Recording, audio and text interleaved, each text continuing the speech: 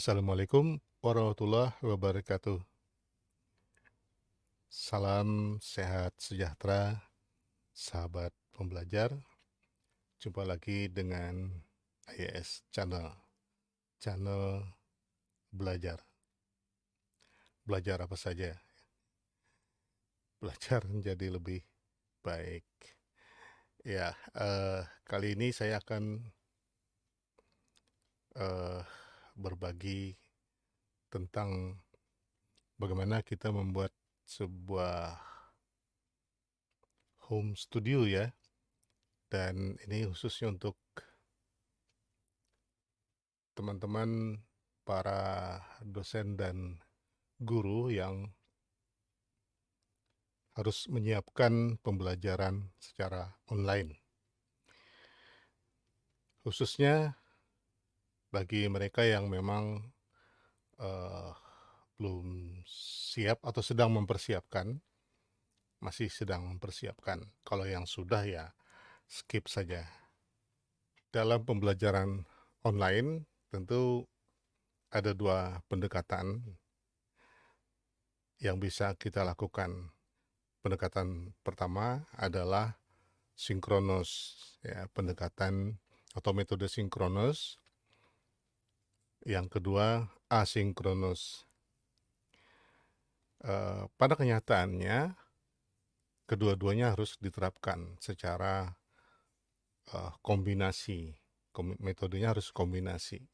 Karena menggunakan salah satu saja tidak efektif. Misalnya yang menggunakan sinkronus itu adalah menggunakan media telekonferensi seperti atau video conference seperti Zoom ya, di mana pertemuan langsung secara virtual dengan para mahasiswa. Tapi saya yakin dosen atau guru juga merasakan bahwa itu tidak efektif karena ya maklum tidak berhubungan langsung, banyak sekali keterbatasannya. Yang terutama sekali adalah terkait dengan jaringan ya. Gangguan jaringan masih terlalu sering kita hadapi. Nanti hubungannya putus atau mungkin satu atau beberapa mahasiswa tidak bisa akses karena dalam posisi di mana jaringannya sangat buruk di tempatnya gitu. Sehingga tidak bisa mengikuti pembelajaran secara penuh. Belum lagi hal-hal yang sifatnya teknis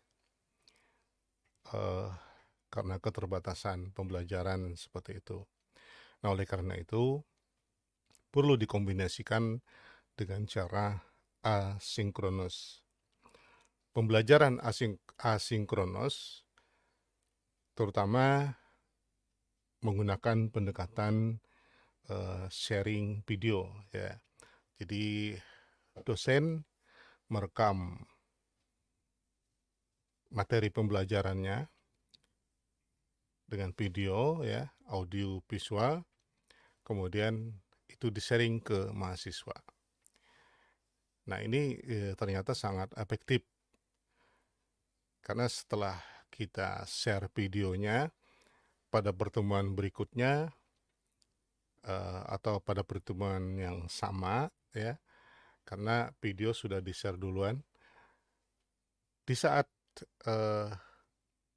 pertemuan sinkronus yang ketemu secara virtual tadi itu, kita langsung hanya mendiskusikan materi yang sudah di-share melalui video tadi.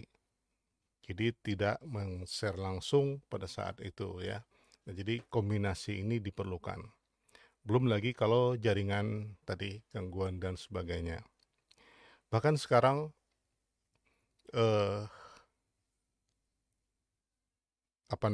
pertemuan atau konferensi ilmiah beberapa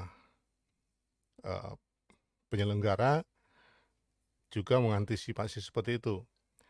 Karena ada saatnya misalnya pada saat pembicara tidak bisa tampil karena gangguan jaringan, maka dia diantisipasi. Di samping menyerahkan materi, artikel yang akan sajikan di konferensi tersebut, diminta juga rekaman video audio visualnya. Nah, jadi seperti itu sudah diterapkan. Nanti Anda akan berhadapan dengan walaupun tidak semua penyelenggara seminar seperti itu ya, tapi dari beberapa yang pernah saya ikuti itu sudah meminta rekaman audio visualnya, sehingga pada saat ada gangguan atau pembicaranya berhalangan, maka yang ditampilkan adalah rekaman audio visualnya. Kemudian dalam pembelajaran online ini, kita mau tidak mau harus memiliki sedikit skill ya untuk bisa melakukan perekaman video secara mandiri. Ya, kenapa begitu? Tentu saja bisa saja dengan bantuan orang lain, tetapi tentu saja bagi khususnya saya atau dosen lainnya yang memiliki keterbatasan dari sisi finansial misalnya, kita tidak efisien jadinya ketika menyerahkan pada tenaga atau menggunakan tenaga lain, orang lain untuk membantu kita, karena tentu kita harus membayarnya, belum lagi memproses dan sebagainya. Oleh karena itu kita harus belajar, harus menguasai seminimal mungkin cara merekam yang benar, kemudian sedikit editing video yang pada dasarnya tidak terlalu sulit kalau kita mau belajar. Dan itu terlepas dari materi ya. Kalau materi saya kira para dosen sudah dan guru tentu sudah memiliki kemampuan yang sudah mumpuni penyiapan materinya. Ini adalah bagaimana materi itu disampaikan, kuncinya di situ. Kemudian yang ketiga adalah perlu kita memiliki semacam, saya sebutnya home studio. Jadi ada tempat untuk merekam di rumah itu lebih enak ya ketimbang di kantor. Karena apa? Karena kita akan memiliki kebebasan waktu. Merekam pembelajaran, video pembelajaran, menurut pengalaman saya tidak cukup sekali. Kadang kita harus mengulang dan sebagainya. Jadi untuk durasi satu jam saja, kita memerlukan waktu berjam-jam atau bahkan melakukan take berkali-kali karena ada kesalahan, ada gangguan dan sebagainya. Belum lagi ketika memproduksinya, memproduksi hasil rekaman. Rendering memerlukan waktu yang lama. Katakanlah kalau rekamannya itu 1 jam, maka merendernya setidaknya memerlukan waktu 2 jam. Belum lagi mengeditnya. Jadi memerlukan waktu yang lebih. Di sini dituntut kerelaan dosen dan guru untuk menyediakan waktu menyiapkan sistem pembelajaran seperti ini ya. Yang saya maksud dengan home studio tentu saja tidak harus seperti studio yang profesional. Ya syukur kalau ada ruangan tersendiri ya. Ya minimal yang representatif untuk bisa melakukan perekaman. Nah, dalam membangun home studio, apa saja peralatan pendukung yang diperlukan? Tadi yang pertama adalah ruangannya.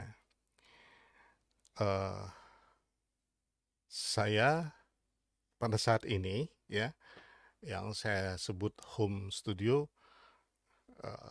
menurut saya masih belum representatif karena ini berada di ruangan terbuka di dalam rumah yang setiap orang bisa memiliki akses semua aktivitas dalam rumah tangga baik suara maupun lainnya itu bisa masuk di dalam rekaman.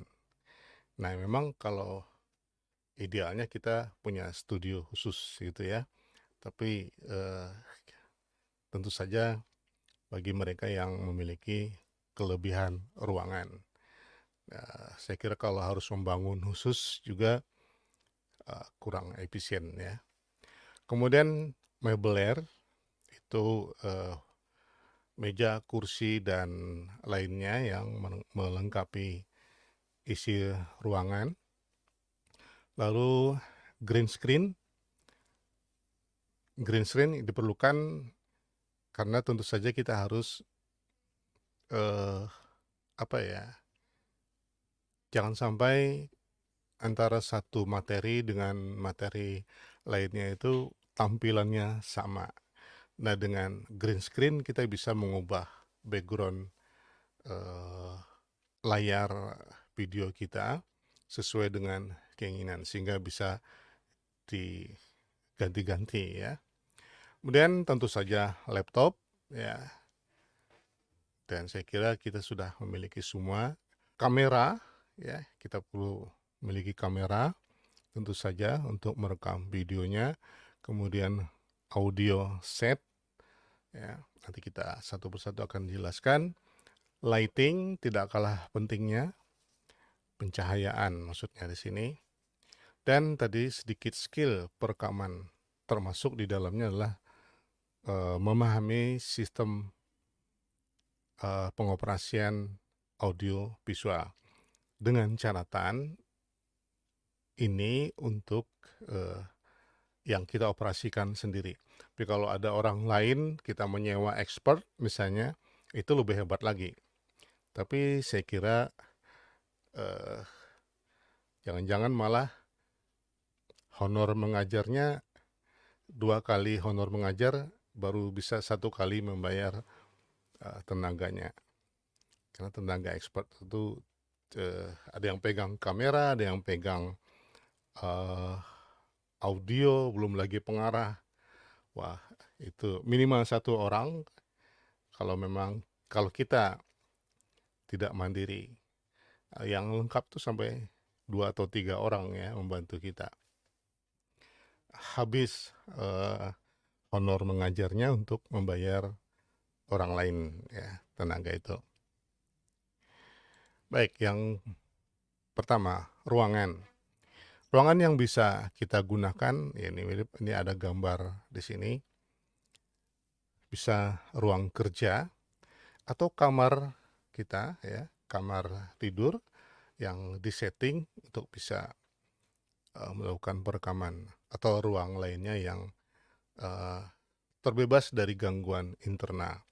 Seperti saya katakan tadi, seperti ruangan saya ini belum memenuhi syarat itu sebenarnya. Oleh karena itu perlu strategi melakukan perekaman. Itu misalnya memilih waktu-waktu di mana aktivitas di dalam rumah tangga itu sudah menurun. Jadi suara-suara bisa diminimal ya. Walaupun sesekali tetap muncul suara ya nggak apa-apa di dalam latar belakang video kita. Tapi kalau terlalu sering, terlalu gaduh, ya akhirnya tidak nyaman didengar ya suaranya. Dan misalnya di depan itu kalau ada sepeda motor yang knalpotnya kencang, maka akan masuk di dalam rekaman saya. Karena ini bukan sebuah studio khusus. Jadi sekali lagi bisa saja dengan ruangan seperti yang saya lakukan, tapi saya memerlukan strategi untuk selamat dalam tanda kutip melakukan perekaman di perkiraan sepi. Nah, biasanya yang paling sepi itu adalah tengah malam, ya kan? Semua orang tidur, di jalan sudah tidak ada lagi motor atau mobil yang lewat seperti itu. Dan Ya, ciri sebuah ruangan yang memadai untuk sebuah home studio adalah kedap suara. Tadi kedap suara di sini baik tidak suara dari luar itu bocor maupun suara dari dalam tidak memantul-mantul. Nah, ya kalau kita mau buat yang idealnya ruangannya di samping tadi bebas dari gangguan internal di dalam lingkungan, dinding ruangan juga harus disetting supaya mendukung sound system. Dan yang penting sekali adalah cahaya. Ruangan itu harus cukup cahaya. Karena Anda secanggih apapun kameranya atau software yang digunakan untuk melakukan editing, kalau pencahayaan atau lighting tidak memadai, hasilnya pasti jelek ya. Jadi kita harus pertimbangan itu. Jadi kalau misalnya di ruangan itu kurang cahaya, maka kita harus menambahkan lampu yang memadai untuk lightingnya. Kemudian mebel. Nah, kita tentu saja perlu meja dan kursi. Namun tidak semua meja itu bagus untuk digunakan merekam pembelajaran. Nah, pilihlah meja yang bebas. Ini contoh di fotonya seperti ini cukup bagus mejanya, yaitu kaki bebas di bergerak. Kalau misalnya kakinya tidak bebas, di sini ada biasanya kalau meja kerja di bawah itu ada laci ya yang mengganggu, tersenggol dan sebagainya ya. Sementara kita harus explore bahasa tubuh kita walaupun hanya setengah badan yang terlihat ketika kita mengajar di balik meja. Ya syukur-syukur kalau mengajarnya berdiri. Ya, berdiri itu lebih bagus lagi. Cuman tadi karena kita mandiri, semuanya kita lakukan, rekam videonya, setting kamera dan audio kita sendiri, maka ketika kalau merekamnya berdiri seperti di depan kelas, jelas tidak memungkinkan. Jadi yang sangat memungkinkan untuk perekaman secara mandiri adalah ya sistemnya seperti podcast seperti ini. Duduk di balik meja, semua instrumen yang diperlukan ada di depan kita, jadi bisa mengubah apapun ya. Kemudian yang ketiga, tidak kalah pentingnya adalah yang mendukung apa istilahnya ya, supaya ruangan tidak terlalu kaku. Jadi harus ada bunga misalnya di atas meja atau di lantai yang walaupun tidak harus terlihat sepenuhnya. Ini contoh gambar ini cukup mewakili seperti itu, sehingga ruangannya tidak terlalu kaku ya.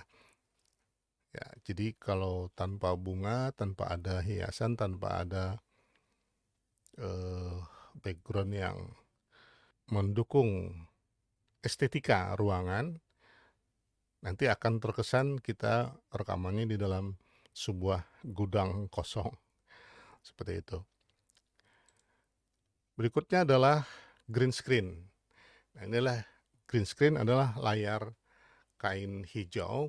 Gunanya tadi adalah untuk supaya kita bisa mengganti-ganti background. Jadi di dalam video editing, dalam aplikasi video editing itu ada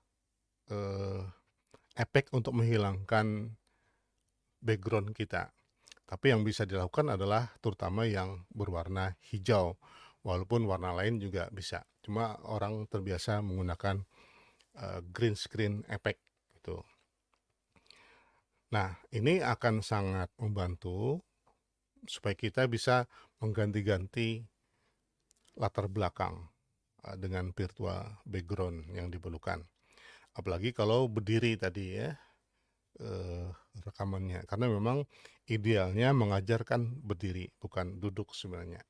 Tapi tentu saja, tadi ada keterbatasan lain ya, yang membuat kita harus duduk di belakang meja. Ukuran green screen itu tidak perlu terlalu, lebar, cukup misalnya 2x3. Saya punya 2x3 meter, jadi bisa penuh ya.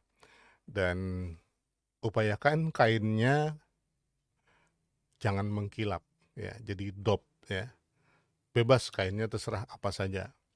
Yang jelas hijau dan sifatnya dop, tidak mengkilat supaya tidak memantul dengan pencahayaan. Lalu berikutnya adalah, nah ini hardware dan software. Hardware-nya kita menggunakan laptop. Sejauh pengalaman saya, laptop yang saya gunakan ini ternyata sangat minimal. Jadi yang saya gunakan sekarang ini RAM-nya itu 4 GB. Kemudian video card-nya juga walaupun sudah 4K, tetapi sifatnya built-in ya, sehingga masih kurang sebenarnya. Tapi untuk perekaman yang sederhana, untuk pembelajaran, tidak terlalu banyak efek dan sebagainya sudah cukup. Cuman kalau di bawah 4 GB, saya rasanya kurang yakin kita bisa berhasil ya, menghasilkan video yang baik. Jadi minimal 4 GB. Tapi memang rata-rata laptop sekarang 4 GB. Anda bisa menggunakan berbasis Windows atau Mac ya. Lalu tadi hardware dan softwarenya minimal kita harus memiliki dua macam. Pertama adalah software untuk merekam, kemudian software untuk mengeditnya. Bisa saja ada yang merekam sekaligus mengedit. Contohnya di sini untuk aplikasi perekaman itu OBS. Saya sekarang menggunakan OBS. Ini gratis ya, softwarenya gratis dan sangat mudah penggunaannya. Plugin-pluginnya sangat banyak untuk pilihannya, untuk kita melakukan penyesuaian-penyesuaian terhadap audio, visual, dan sebagainya. Ada filter-filter yang disediakan dan sekali lagi gratis. Jadi luar biasa OBS ini, sebuah aplikasi yang cukup mumpuni tetapi gratis. Kemudian ada Camtasia, ada Filmora, dan banyak lagi. Nah, Camtasia dan Filmora itu juga mendukung perekaman green screen. Screen recording maksudnya. Jadi merekam layar ya. Kenapa perlu software yang merekam layar? Karena kita menggunakan PowerPoint yang ditampilkan di layar dan itu direkam bersama dengan video kita. Nah, jadi harus menggunakan aplikasi perekaman yang mendukung perekaman layar. Ya. Screen recording. Ini seperti sekarang ini OBS, dia utamanya memang OBS adalah mendukung screen recording. Nah, kelebihannya Camtasia dan Filmora itu bisa sekaligus untuk pengeditan. Sementara untuk OBS kita tidak bisa mengedit, hanya menghasilkan video basic saja. Nah, saya biasanya mengkombinasikan itu. Videonya direkam seperti sekarang ini, direkam di OBS. Nanti setelah selesai perekaman baru diedit saya menggunakan Filmora. Ya, editnya juga tidak terlalu banyak, hanya memotong bagian-bagian yang tidak perlu. Ya, memotong, menyesuaikan atau menambah title dan sebagainya. Jadi sederhana saja dan sekaligus memproduksinya. Ada beberapa teman yang kemarin ingin belajar untuk menggunakan OBS dan Filmora ini. Saya bersedia apa namanya membantu melakukan bimbingan teknis ya, BIMTEK penggunaan itu, tapi tentu kalau 1-2 orang kemudian selesai 1-2 orang datang lagi 1-2 orang tidak efisien ya, walaupun tentu saja efektif karena orangnya sedikit. Karena saya yakin banyak yang belum menguasai, tapi kalau banyak yang ingin minta seperti itu, kita adakan uh, pelatihan khusus ya, penggunaan software-software ini. Lalu kamera, ya, kamera ada banyak pilihan, tapi perlu saya buat catatan di sini, yaitu hindari menggunakan kamera bawaan laptop atau webcam internal bawaan laptop. Karena apa? Ya, sifatnya kan statis ya. Kamera bawaan laptop itu sifatnya statis.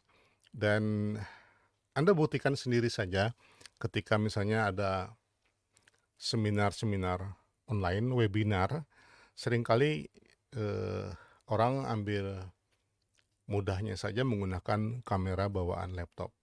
Memang simple, tetapi hasilnya ya menurut saya ya syukur-syukur kalau apa ya yang bersangkutan dalam keadaan sadar menyesuaikan posisi dan sebagainya. Seringkali mereka tidak sadar. Jadi yang muncul tuh mukanya saja misalnya seperti itu tercium karena dia berhadapan dengan laptop. Jadi arahnya hanya maju mundur seperti itu. Terlalu mundur dia tidak bisa menjangkau laptopnya. Terlalu maju wajahnya berhadapan dengan kamera langsung sehingga layar monitor penuh dengan wajahnya, dan itu tentu saja annoying, sangat mengganggu pemirsanya, sangat mengganggu audiens ya. Belum lagi kalau di dalam pembelajaran kita kan harusnya komunikasi itu tidak hanya dengan verbal ya, tetapi juga dengan bahasa tubuh. Justru sebagian besar orang lebih mudah memahami apa yang kita sampaikan ketika didukung dengan bahasa tubuh lainnya. Nah, dalam perekaman ini bahasa tubuh sudah terbatas karena kita duduk, karena tidak seluruhnya terlihat. Tetapi minimal tangan bisa bebas dilihat seperti itu. Ya, setengah badan minimal terlihat. Jadi bahasa tubuh itu sangat penting untuk mendukung komunikasi kita, apalagi dalam pembelajaran yang memerlukan konsentrasi penuh oleh audiensnya, para peserta kuliah kita, dan pemahaman yang agak lebih rumit dari sekadar pembicaraan biasa. Jadi saya pesankan, saya ingin garis bawahi, hindari penggunaan kamera laptop apalagi untuk merekam pembelajaran. Gunakanlah kamera sifatnya eksternal. Bisa saja menggunakan webcam juga yang terpisah ya. Kenapa jadi begitu? Dengan kamera yang terpisah kita bisa mengubah posisi kameranya sehingga kita bisa memilih angle yang pas gitu. Seperti itu. Akan lebih bagus lagi kalau menggunakan kamera sesungguhnya ya. Tetapi tentu saja kamera sesungguhnya relatif lebih mahal ya. Nah, ada alternatif lain, contohnya menggunakan handphone.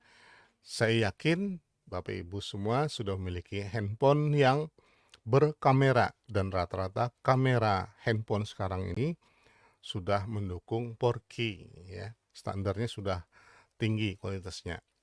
Seperti sekarang ini saya menggunakan kamera handphone. Ini kamera handphone yang saya gunakan ya. Jadi bukan kamera yang canggih atau apa. Jadi menggunakan kamera handphone. Dan ini bisa saya ubah-ubah kemanapun posisi ketika kita ingin menempatkannya ya, sebagaimana handphone biasanya ya, untuk memilih angle yang pas gitu. Kemudian untuk mendukung kamera tentu saja perlu pegangannya, tripod ya, perlu kakinya. Kalau ini misalnya untuk handphone karena dekat saja, ini juga bisa digunakan ya, seperti ini. Tripod ini kadang-kadang saya gunakan juga. Nah, ini harganya kalau saya tidak salah 20.000 atau 30.000 ya. Ini murah. Saya gunakan. Sekarang juga saya menggunakan yang sejenis ini, tapi agak berbeda ya. Ini bisa digunakan. Nah, atau kalau memang ingin lebih juga atau memilih ada budget khusus untuk membeli kamera, ya beli saja kamera yang sesuai ya, karena bisa digunakan macam-macam. Saya memiliki kamera seperti ini. Nah, ini kamera bekas ya. Kamera bekas mereknya Sony A5000. Ini masih worth it ya digunakan untuk perekaman dan sudah mendukung Full HD, tapi belum 4K ya, belum 4K. Tapi ini sudah cukup ya. Karena kadang-kadang kamera HP walaupun cukup canggih, cuman terbatas. Ya, gangguannya misalnya pas lagi rekaman ada yang nelpon. Kemudian audio. Nah, tentang audio, karena kita akan merekam suara dan gambar, tentu saja kita perlu satu set audio. Untuk itu, eh, kita memerlukan mikrofon dan interface-nya ya, interface-nya dengan komputer. Sekali lagi saya juga ingin garis bawahi, jangan menggunakan mikrofon bawaan laptop ya. Karena kita tidak bisa mengendalikan suaranya. Syukur-syukur kalau suaranya kebetulan bagus, kadang-kadang terlalu cempreng, kadang-kadang terlalu ya bagaimana seperti itu ya suaranya, jadi sangat sangat kurang bagus ya. Sering juga kita ketemu di webinar-webinar ya, orang yang menggunakan mikrofon bawaan laptop ya. Satu, suaranya yang cempreng ya, terlalu kencang atau bahkan terlalu pelan. Yang kedua, pasti ada eh, apa namanya? Ada noise-nya ya, kemudian ada playback ya, ada playback suaranya. Makanya sering terjadi gangguan-gangguan suara. Playback mendengung ya, yang memekakkan telinga, atau kadang-kadang eh, double dan macam-macam ya. Dan kita selalu mengira gangguan jaringan, padahal belum tentu jaringan ya, karena kita menggunakan mikrofon bawaan laptop. Nah, apalagi untuk merekam yang akan di-share ya ke mahasiswa, dan mahasiswa perlu konsentrasi mendengarkan apa yang kita sampaikan, karena itu informasi perkuliahan.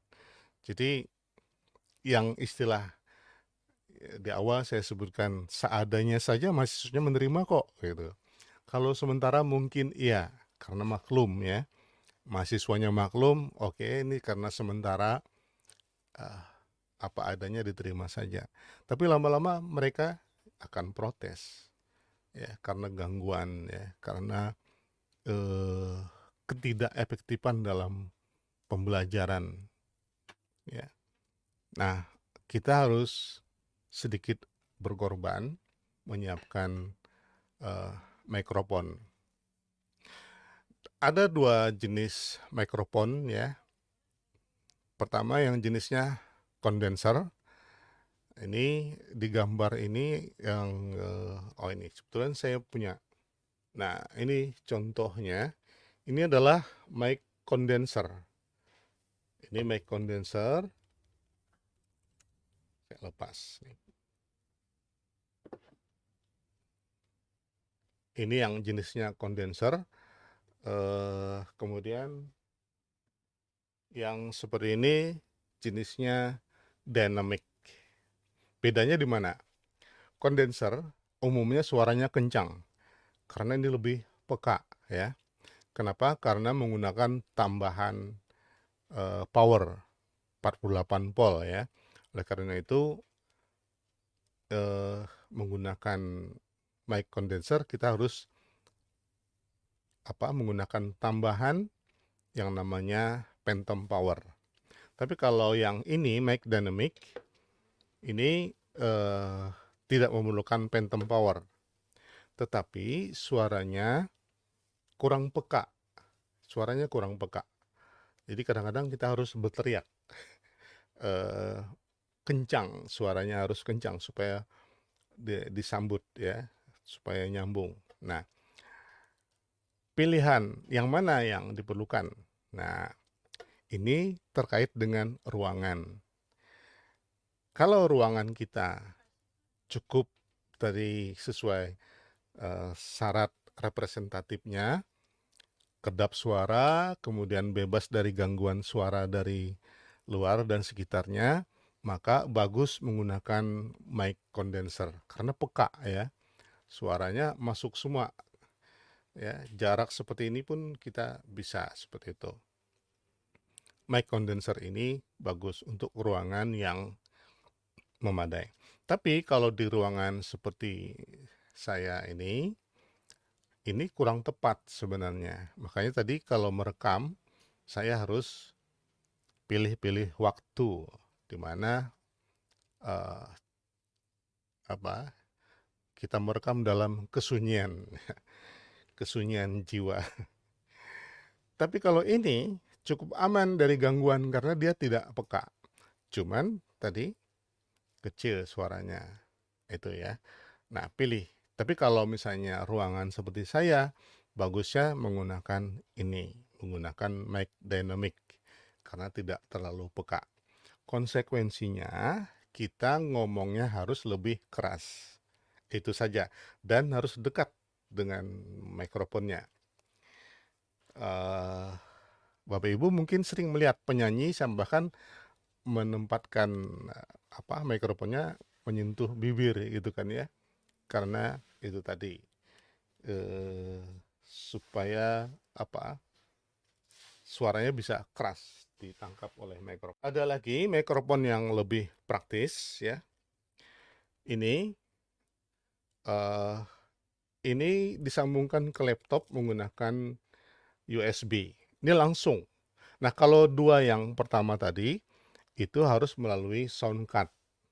Nah, melalui sound card, di sini ada gambarnya sound card itu, kemudian atau mixer ya, sound card atau mixer itu.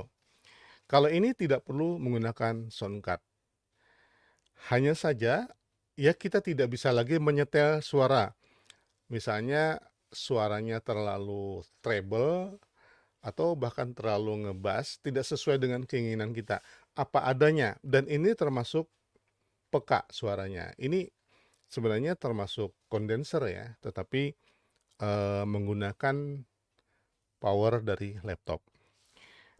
Biasanya ini saya gunakan untuk kegiatan yang bersifat ini untuk portable. Misalnya kalau webinar dan saya berada di tempat atau di luar rumah maksudnya, saya membawa ini dan biasanya ini selalu ada di dalam tas.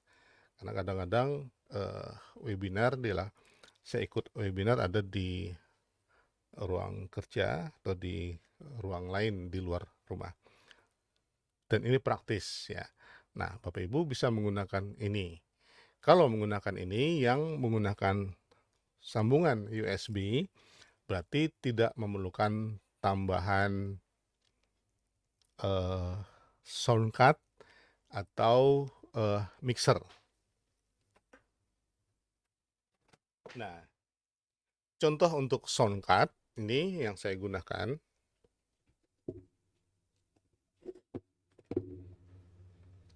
Oke, mudah-mudahan tidak terganggu suaranya karena saya angkat. Ya, nah ini sound card kecil ya, sama dengan di gambar yang ada di layar di apa namanya di itu namanya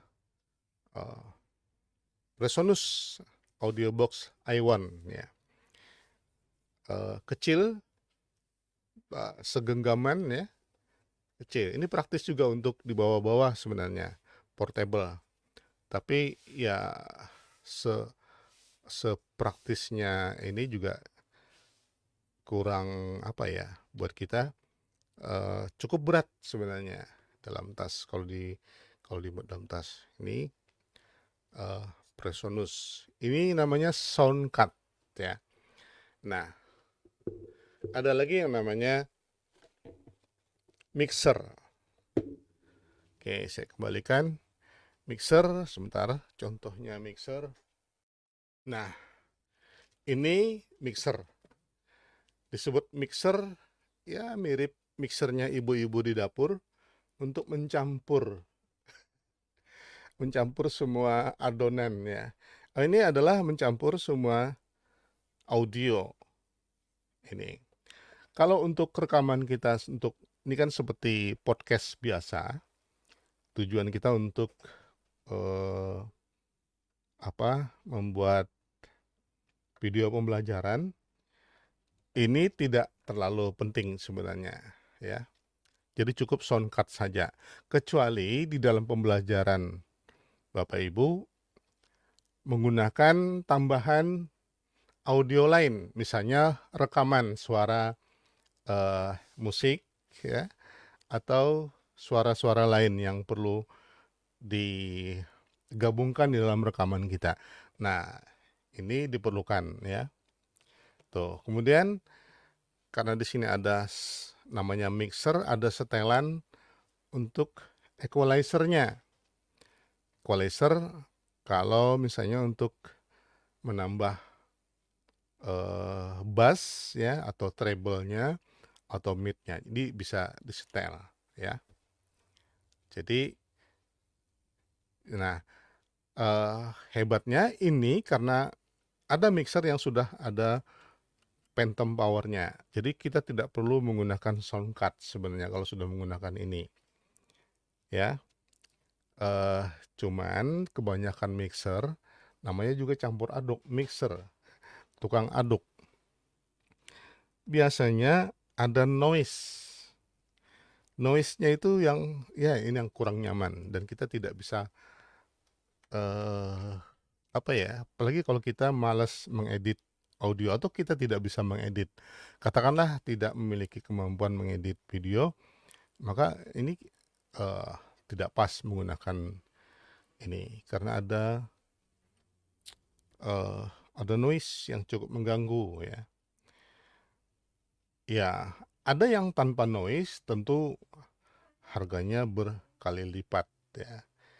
Harganya berkali lipat, mahal banget dan itu biasanya untuk perekaman orang karaoke atau studio rekaman suara untuk bernyanyi ya. Nah, kita mungkin tidak terlalu perlu, tetapi yang sangat perlu tadi adalah sound card namanya. Sound card kalau kalau kita terjemahkan jadi kartu suara. Nah, mikrofon sudah. Oh ya, yang saya gunakan sekarang ini adalah mikrofon dynamic sebenarnya. Ini dynamic tetapi eh, dirancang lebih peka. Jadi antara dynamic dengan condenser. Jadi beda dengan yang tadi. Ini sebenarnya sama-sama dynamic, tapi beda banget hasilnya. Ini sangat kecil, kurang peka. Kalau ini peka, mirip seperti kondenser, tapi bukan kondenser. Suara dari luar sini nggak ditangkap, dia hanya ngambil dari sini. Contohnya misalnya gini, tes satu dua cek cek satu. Kalau di samping ini dia semakin kecil, apalagi yang jauh ya. Nah ini contohnya mic dynamic seperti itu ya. Jadi cukup mengurangi noise ya, noise baik gangguan alami maupun dari em, elektrik ya. Ini coba dengar sekarang. Nah, tidak terdengar ya, padahal di sebelah saya ada kipas angin yang cukup kencang. Kalau menggunakan eh, mic condenser biasa, suaranya pasti masuk ya. Nah, jadi ada beberapa jenis mikrofon.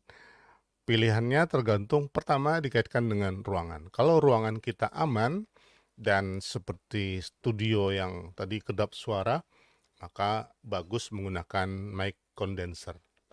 Pilihannya begitu. Tapi kalau seperti ruangan saya ini terbuka, pilihannya adalah yang uh, dynamic ya. Lalu untuk pegangan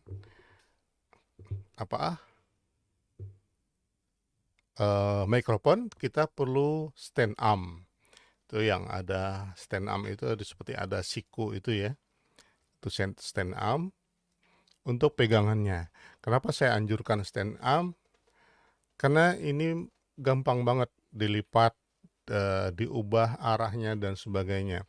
Dia dijepit di mana di meja, di pinggir meja. Ini contohnya saya punya menggunakan stand arm. Ini stand arm ya. Nah, ini dijepit di sini ya. Nah, itu. Nah, ini kan saya karena menggunakan kamera HP, jadi bebas mau diubah kemana-mana ya. Oke, nah ini itu contohnya ya, tentang audio set. Tentu saja perlu kabel ya, saya lupa sebutin kabel. Kabelnya disesuaikan dengan alatnya. Lighting, nah tadi sudah disebutkan, secanggih apapun kamera Anda, tanpa didukung lighting yang memadai, hasilnya akan buruk ya. Nah, banyak sekali macam lighting. Di contoh di sini, di gambar ada beberapa lightingnya. Sesuaikan dengan kebutuhan kita. Apa kebutuhan kita terkait dengan ruangan tadi itu. Nah, saya menggunakan lighting mirip dengan yang di gambar ini. Lightingnya seperti ini. Ini udah terlihat. Nah, ini lightingnya. Nah, seperti itu ya. Oke. Cuman satu lightingnya. Jadi satu lighting untuk mendukung itu, dan lighting lain tambahan seperti ini hanya untuk menyeimbangkan warna. Ada warna putih dan warna agak kekuningan ya. Lighting harganya juga beragam ya di online. Di offline saya kira juga ada. Lalu, nah tadi kan dari ruangan sampai ke lighting. Sekarang pasti ada yang ingin bertanya, berapa yang diperlukan, dana yang diperlukan untuk membangun sebuah home studio yang standar saja ya. Nah, karena banyak pilihan, banyak macam-macam, ada yang mahal, ada yang murah, ada yang sedang ya. Pilihan kita adalah yang murah, tapi jangan murahan. Kalau murah, tadi murahan. Contoh saya menggunakan um, mixer tadi itu termasuk murah ya. Tetapi karena murah ya akhirnya memang ada kadang-kadang muncul gangguan noise ya. Ya memang ada harga ada rupa istilahnya. Nah, saya ambil contoh yang sedang saya gunakan saja ya. Tadi Soundcard ya, Soundcard Presonus E1 harganya ini ya, 1,5 JT. Kemudian ini micropodnya juga sama. Lalu tripod itu murah, banyak yang apa namanya, tripod untuk kamera ya. Tapi kalau tripod yang untuk kamera HP nggak mahal. Ini tadi sekitar 50-an, ada 50.000 ya. Bahkan ada yang 25.000, tergantung. Ini belinya di pinggir jalan ini. Oke. Kemudian kamera, saya kadang-kadang menggunakan kamera Sony A5000 saya itu, dan karena dia barang bekas, harganya juga setengahnya ya, 2.500.000. Kemudian headphone ini diperlukan supaya kita mendengar apa yang kita sampaikan ya, dan tujuannya monitoring suara. Jangan-jangan kalau tanpa ini tiba-tiba ada noise ya, kita tidak tahu ada noise ya. Jadi kalau ini kita langsung monitor, tujuannya untuk monitor. Bisa juga menggunakan headset bawaan handphone juga bisa ya. Cuman seringkali kalau kelamaan telinga kita nggak tahan, kan nempel di dalam lubang telinga ya. Nah, headphone ini mereknya Marsa KW, bukan asli. Bukan asli ya, jadi jujur nih, bukan asli yang KW. Harganya 750 ya. Kemudian stand arm tadi 250, lighting saya lupa, tapi tidak lebih dari 300, kurang lebih seperti itu. Nah, kalau ditotalkan, maka budget yang diperlukan adalah plus minus. Saya sebut plus minus, tentu saja harga bisa berubah-ubah. Saya bilang segini, ternyata naik atau bahkan turun ya. Tapi plus minusnya adalah 7 ya, 7.000 ki atau 7 jutaan. Itu belum termasuk perkabelan ya, belum termasuk meja dan sebagainya. Ini baru terkait dengan video audio visualnya ya, untuk perekaman. Nah, ini sebagai informasi bagi teman-teman Bapak dan Ibu yang ingin menyiapkan home studio sendiri. Dan saya sarankan sekali lagi, memang harus menggunakan home studio sendiri, tidak perlu menggunakan tenaga orang lain, karena satu sisi tidak efisien, belum tentu lagi lancar dan sebagainya. Nah, memang konsekuensinya kita harus belajar cara mengedit ya, belajar cara merekam dan sebagainya. Dan kalau dipelajari semuanya simple kok, sederhana. Teknologi itu memudahkan kita gitu, kalau kita mau belajar. Baik, itu yang bisa disampaikan. Waktunya cukup panjang ini ternyata ya. 1,5 jam. Keep learning, doing, and playing. Tetap semangat belajar walaupun mengajar.